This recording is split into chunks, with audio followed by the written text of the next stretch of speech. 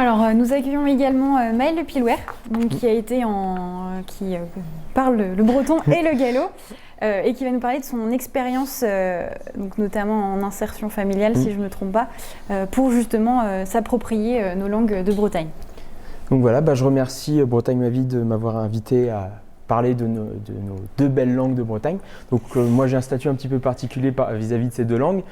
J'ai des grands-parents paternels qui étaient bretonnants et j'ai des grands-parents maternels qui sont galaisans.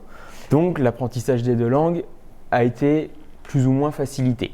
Mais c'est quand même important, je trouve, qu'il y ait ce lien entre grands-parents, parents et petits-enfants pour transmettre quand même, parce que ce n'est pas juste la transmission d'une langue, c'est une transmission aussi culturelle.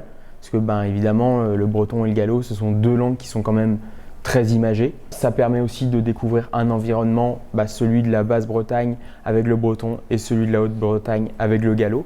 Et par conséquent, une histoire, comment sont apparues ces deux langues-là, quelles sont leurs spécificités et surtout quels événements historiques sont liés justement à l'apparition de ces deux langues. Et du coup, je remercie Bretagne Ma Vie d'avoir enfin décidé de faire ce que d'autres auraient dû faire depuis longtemps, c'est-à-dire d'établir un plan pour sauver nos langues, ce qui est important aujourd'hui en Bretagne.